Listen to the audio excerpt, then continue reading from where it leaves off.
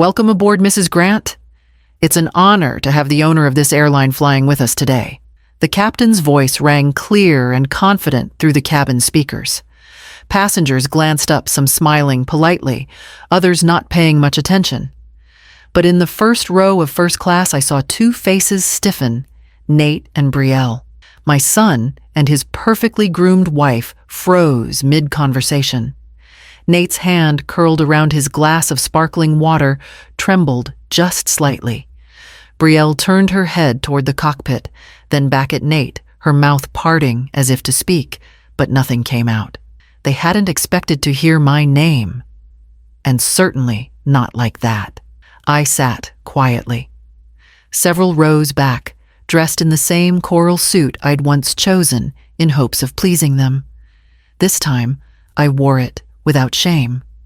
A flight attendant leaned down to offer me a drink, her smile warm and respectful. "Would you like champagne, Mrs. Grant?" she asked. "Yes, thank you," I said, my voice steady. The moment was surreal. Only 3 weeks ago, I had stood on the curb of this very airport suitcase, in hand, watching my son walk away without so much as a goodbye. They said the trip was for close family only. They told me to go home and water the plants. Now here we were. I took a sip of champagne and watched Nate's back from my seat. He hadn't turned around, hadn't moved. I wondered if he was still processing what he'd heard, if the words owner of this airline were echoing through his head the way his rejection had echoed through mine. A soft chime rang through the cabin as we began to taxi. The engines hummed louder, steady and sure, just like the pulse I felt returning to my own chest. I looked out the window where the runway stretched endlessly ahead. It was late afternoon when the phone rang. I recognized Nate's name on the screen, and a small flutter passed through me, one that always came even after all these years. When I answered, his voice sounded soft, almost boyish like it used to before life, and Brielle and distance built quiet walls between us. "Mom," he said, "we have a surprise for you." I stood still in my kitchen dish towel, still damp in my hand. "A surprise?" He chuckled, warm and smooth. "We're planning a family trip. Just the three of us. A real getaway. You deserve a break." My throat tightened. I hadn't heard him speak to me like that in a long time, like I mattered. I leaned against the counter, eyes stinging. "You're serious?" "Of course I'm serious," he said. "We've been meaning to do something like this. It's overdue." I don't remember much of the rest of the call. Just that I said yes before he finished the sentence.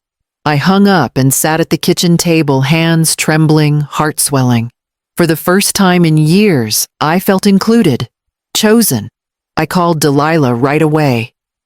She let me ramble, listening as I talked about flights and sunscreen and whether I should bring a hat. When I paused, she said gently, "I think that's wonderful, Eloisea.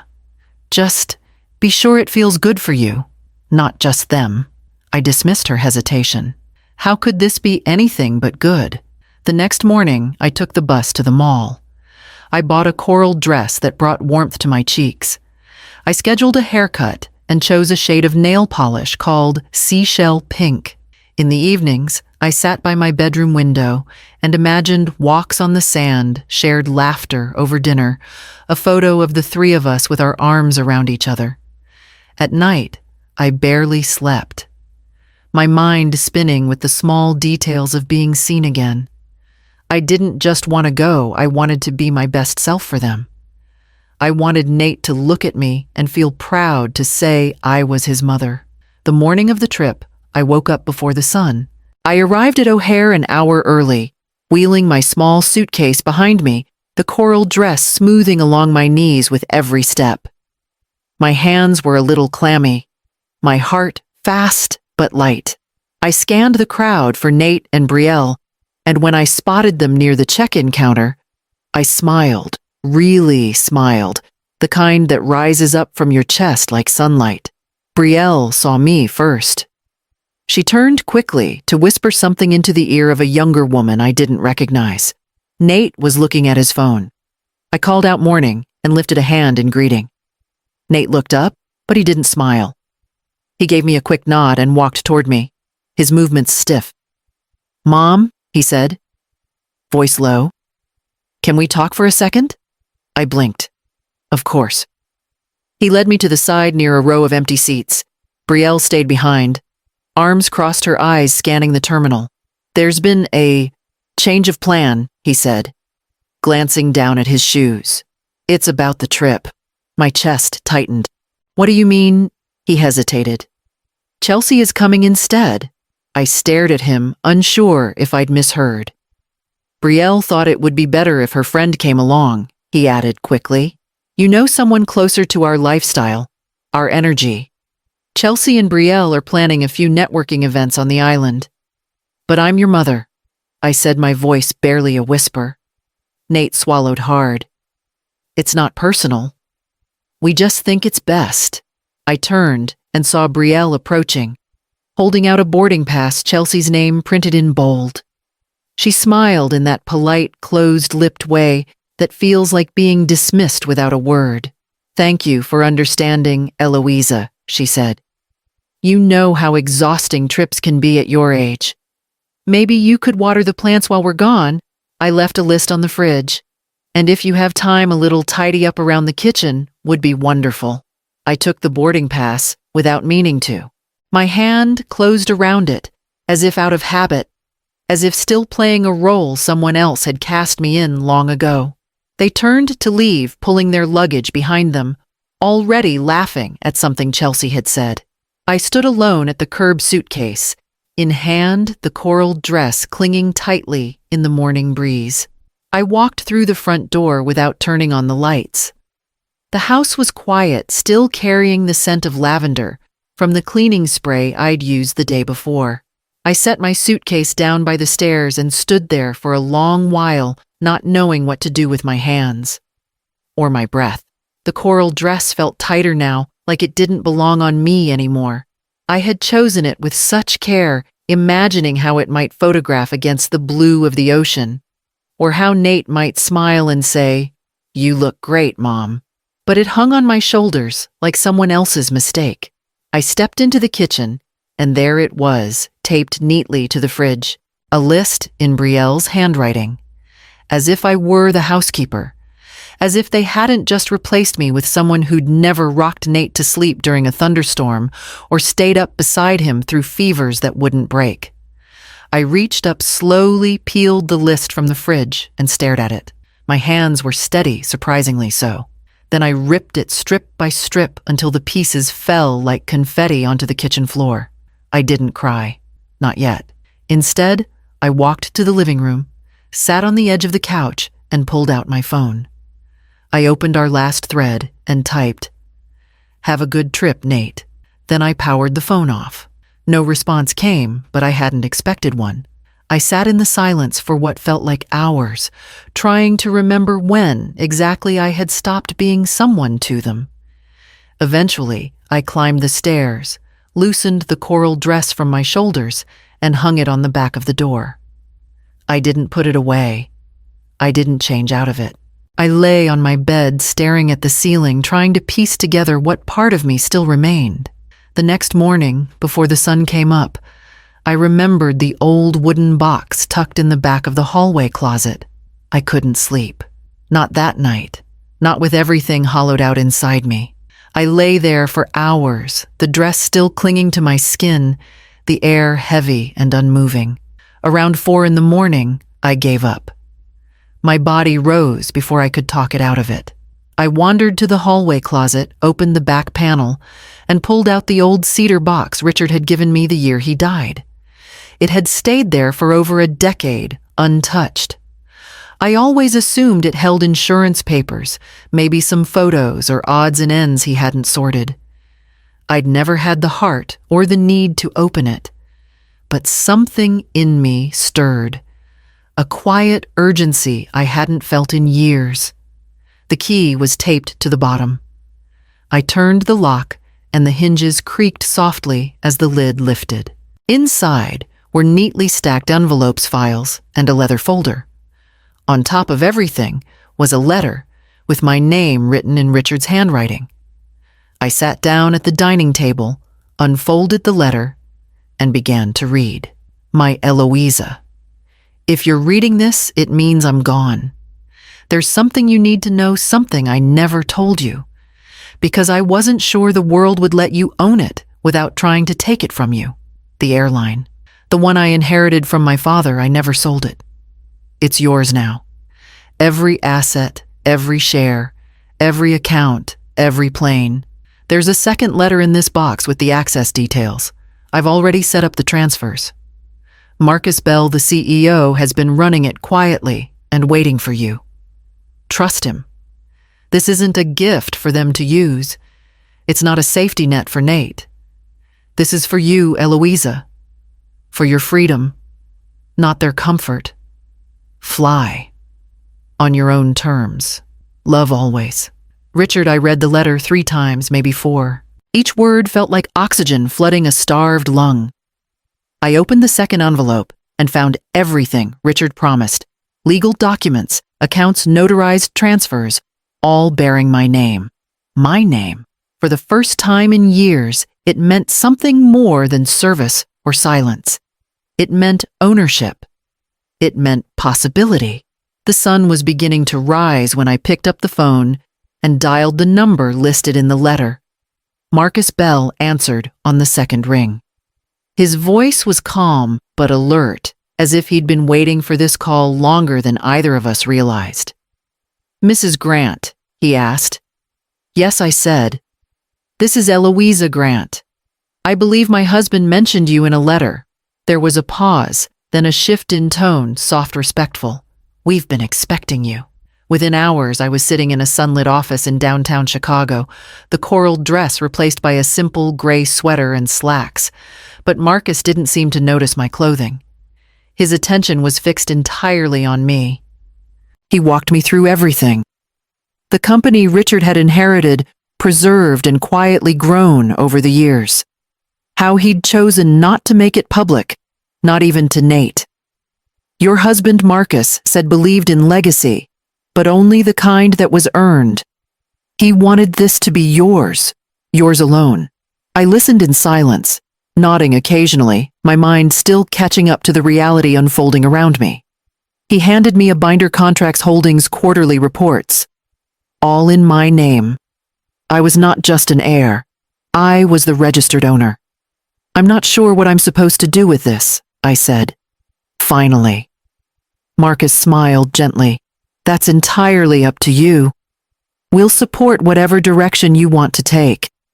But I'm here because your husband trusted me to guide you, should you ever call. I looked down at my hands resting on the table. They'd changed diapers, wiped tears, cleaned floors. Now they held the future of an entire company. I didn't know what legacy I was supposed to carry, but I knew what I didn't want anymore to be invisible. Nate and Brielle are on one of our flights, I said quietly. Marcus blinked, surprised. Yes. Flight 724 to Maui. First class. I'd like the pilot to make an announcement, I said. Let them know I'm aboard even if I'm not. Just my name. That's enough. He nodded slowly. Subtle. Powerful. I'll arrange it through the tower. As he stood to make the call, I leaned back in the chair, a steadiness settling in my chest. For once, I didn't need a confrontation. I didn't need to explain myself. I just needed them to hear what they never bothered to ask. The announcement came midway through their flight, just as Marcus had promised. Ladies and gentlemen, we'd like to welcome aboard Mrs. Eloisea Grant, owner of this airline, whose vision continues to move us forward. It's an honor to have her traveling with us today. I wasn't on that plane. I was sitting in the corner of Marcus's office, a cup of coffee cooling in my hand, my legs crossed, still wearing the same quiet confidence I'd walked in with, but I could picture their faces. Nate's eyebrows pulling tight, Brielle's lips parting in confusion, maybe even Chelsea craning her neck to look around. My phone buzzed just a few minutes later. Is it true, Mom? Are you the owner? I stared at the message for a while before responding. Yes. I found out this morning. A pause. then another. Why didn't you tell me you didn't ask? I could almost feel his mind reeling, trying to calculate what this meant. Not just about money or ownership, but about how little he knew me, how little he'd bothered to see. Can we talk when we get back? I think we should clear the air. My fingers hovered over the screen. For a moment, I considered what I might say. But the words didn't come.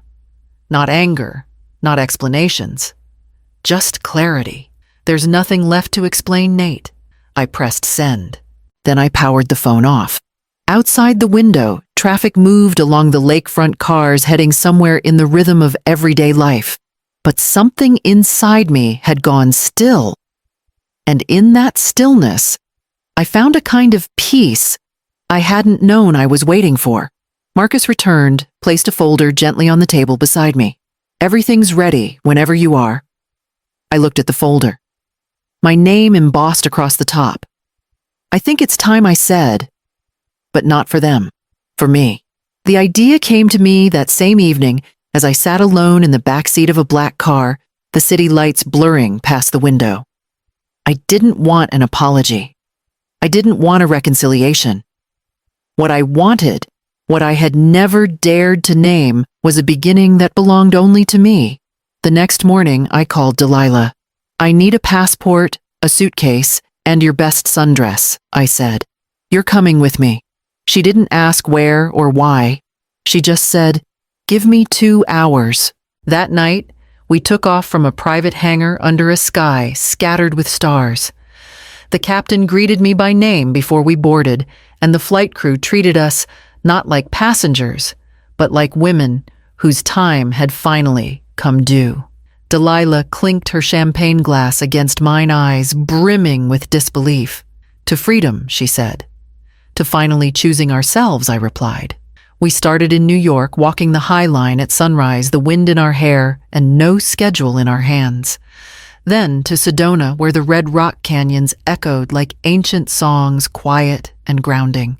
In Vancouver, we shared bowls of hot soup on a rainy morning, laughing at nothing, full in a way that had nothing to do with food.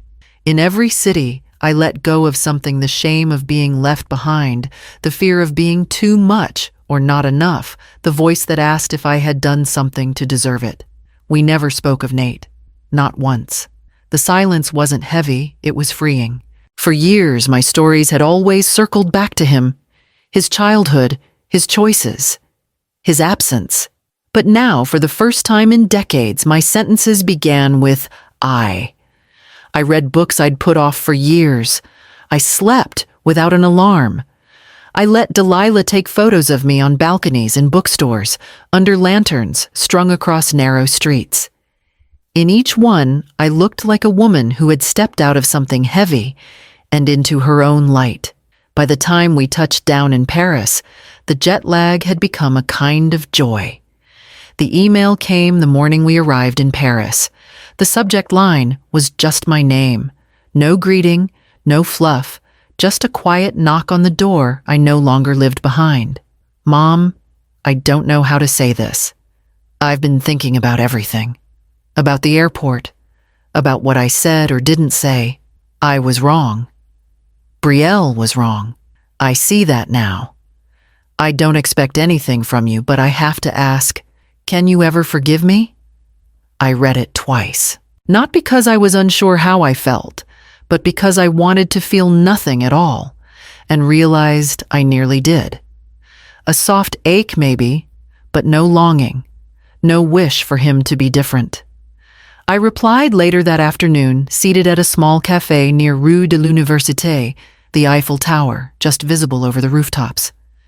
I already have Nate, but forgiveness doesn't mean going back. It just means I no longer carry what you did. My hands are full with something else now. That something else had begun quietly in Vancouver. A conversation with a retired librarian at our hotel turned into coffee, then into her sharing how lonely retirement had become. It's like I stopped existing when I stopped being needed, she said. I understood her too well. By the time we left for Paris, I'd started sketching the outlines of a foundation, a place for older women who had been dismissed, replaced, forgotten. Women who, like me, had more to give than anyone ever bothered to ask. Now seated beside Delilah, as we watched the sun pour itself over the city, I thought of the name we'd settled on. Still here. That night, at a rooftop dinner in Montmartre, hosted by a friend of Delilah's, a woman with silver curls and soft folded hands leaned in and asked me, "Do you think it's too late for someone like me to start over?" I reached across the table, took her hand and said, "The day you believe in your own worth is the day your life begins again. And that day can be today." She nodded slowly, and I knew something had shifted in her. So had something in me. The next morning we boarded for Santorini. This was never a story about being left behind. Not really. It wasn't about the airport or the suitcase or the coral dress I wore when they told me I didn't belong. Those were just the final echoes of a role I had outgrown long before I admitted it. What this really is, what it has become, is the story of a woman who finally looked at her own reflection and didn't flinch. A woman who stopped asking who she was in the eyes of others and started asking what she had buried to make herself fit into lives that never made room for her. I spent decades believing that love meant sacrifice, that aging meant fading, that motherhood meant enduring in silence. But silence is not grace. Fading is not loyalty. And sacrifice, when it is only expected and never returned, is not love. It's erasure. I used to think I was too old to begin again, too far down the line to claim something for myself, but I was never too old. I was only too used to asking for permission. Now I ask for nothing. I move when I'm ready, I speak when I choose, and I rest without guilt. Starting still here has taught me more than I imagined. Every woman I meet carries her own version of the list I once found on the fridge, tasks, expectations roles so small they leave no room to breathe. And every time I watch one of them tear up her own list and pick up a paintbrush, a suitcase, or a dream she tucked away 20 years ago, I feel the ground shift again. It's not vengeance that healed me. It wasn't the announcement on the plane or the shock in my son's voice. It was this, the quiet, private, undeniable recognition that I never needed their approval to live a life worth living. I was never supposed to disappear, and I never will again. This isn't the ending of anything. It's the first chapter of me, and I am still writing,